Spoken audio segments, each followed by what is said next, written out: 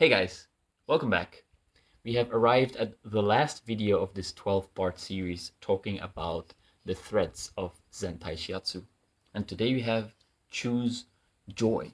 This is one of the main characteristics of the fire element in traditional Chinese medicine. Paramahansa Yogananda, the self-realized master who has transformed the lives of many, shares that joy is our true nature. If it is not joyful, it is not aligned with God, therefore is not applicable. Our work in this lifetime needs to be aligned with the divine, which involves acting for each other and involves a great deal of inner joy. Joy is also transforming and contagious, thus is a wonderful ingredient in all healing relationships. It reminds us of a true self that is undivided and in needing of no offer.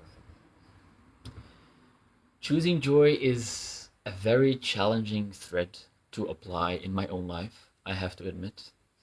I tend to identify way more with the sad and the melancholic side of life, and joy is kind of the almost the opposite of that. And so it takes conscious awareness for me to choose joy in any given situation, because my default state would be to go into the sadness or go into the darkness or go into the heaviness. I feel like my character is more of a melancholic, maybe like blue kind of aura, kind of. This is the energy that I usually embody a lot, often in my life. And choosing joy, doing it consciously, is really a challenge for me. Now, sometimes there are situations in my life where joy seems to flow effortlessly and where I am very joyful and where I tend to be very lighthearted and playful and excited about what I'm doing. And so, this idea of it being a choice can be sometimes difficult for me to agree with, because I've noticed that if I try to choose joy when I'm really not feeling joyful, then it feels inauthentic. And then I tend to self criticize because I am not able to be joyful, because I feel I am not able to take control over my emotional state and feel what other people perhaps expect me to feel, right? I aspire to be a more joyful person, but sometimes it's important to understand that right now I don't feel joyful, and that's okay. And I can treat myself with kindness and grace whenever I don't feel joyful. And I don't need to pretend that I do in order to fit in or in order to be liked by people who prefer to hang around joyful people. Because personally, in my life, I very much enjoy hanging around joyful people, but I also really do appreciate hanging around people who are more thoughtful, perhaps who can appreciate the sadness in things, the beauty in the sadness, who have more of a melancholic character. I can really appreciate these people because I can spend time with them and feel comfortable. I don't feel like I need to perform, or I don't feel like I have to change myself whenever I'm around them, right? And then spending time with people who are naturally joyful can allow me to connect with that joy more easily because it lives inside me. But it's sometimes really, really difficult for me to access it. And often I judge myself for feeling like I'm not really a joyful person. And I'm scared, or I feel ashamed even, that I tend to view things through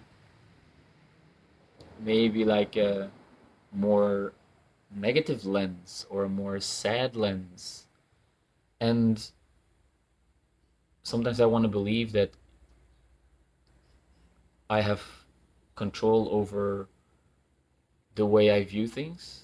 And sometimes it's not a very useful frame to use, because whenever I am unable to change the lens through which I'm viewing things, then I tend to be very hard on myself and I tend to be very critical and hit myself over the head because I'm unable to change my attitude or my mindset around things.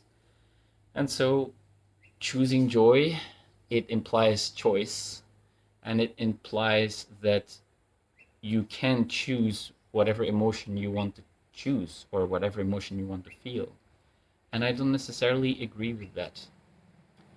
I think that you can choose your response to feelings and emotions. You can choose to judge your sadness, or you can choose to meet it with kindness and compassion, or you can choose to respond with anger and tension, or you can choose to soften into whatever it is that you're feeling and accepting and letting go that this is currently the state you're in, and not trying to escape that, or not trying to change that, or not trying to force another emotion on top of what you're doing, right? And so this conscious choosing part, it's something that I have reflected on a lot. And I think that for myself personally, it's more beneficial to focus on my response to my feelings rather than to try and change my feelings, right? Now, joy can also be a great compass to guide you towards the things that excite you, that make you feel alive, that can connect you to an inner sense of playfulness. And I think that sometimes I can feel very lost and not connected to that stream or that aliveness or that joy in me. Currently, I'm going through a phase like that. I don't feel connected to life and joy at all, and I get really emotional when I talk about it because it's sad. I feel sad about that because sometimes I feel like I I forget, or sometimes I feel like it's not even a part of me, that maybe I am such a sad, heavy person and I simply can't be joyful.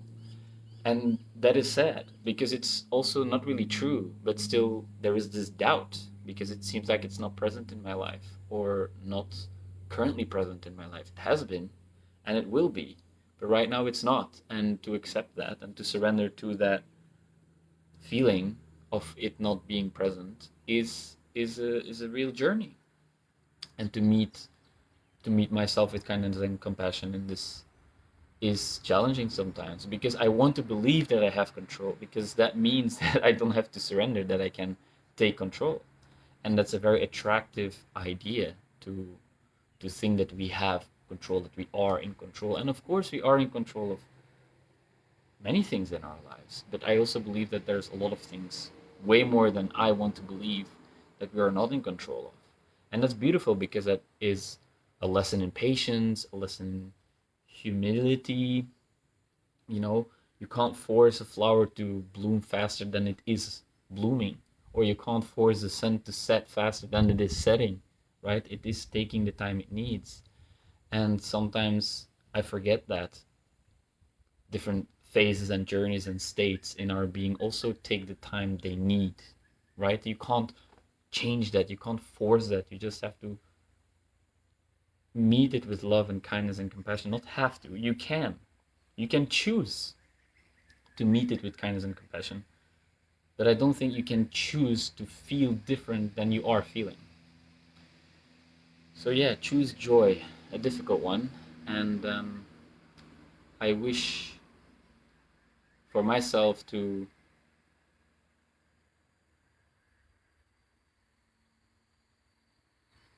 finally, or ultimately, or in due time, be able to connect with that joy and inner excitement again. Because right now it's barely present, and that's okay. That's okay. Maybe for you it's the same. And then instead of trying to choose joy when you don't feel joyful, maybe you can simply accept that you don't feel joyful and let it be, and be there with that feeling and still love yourself. That's a really hard challenge, to still love yourself whenever you feel in a way that you deem unlovable. And it's a never ending practice, I think. So, yeah, thanks for listening. This was the last video of the series. I hope you liked the topics. I kind of enjoyed recording these. It was fun to have something to reflect on. And I hope you're well. Take good care of yourself. I'll talk to you soon.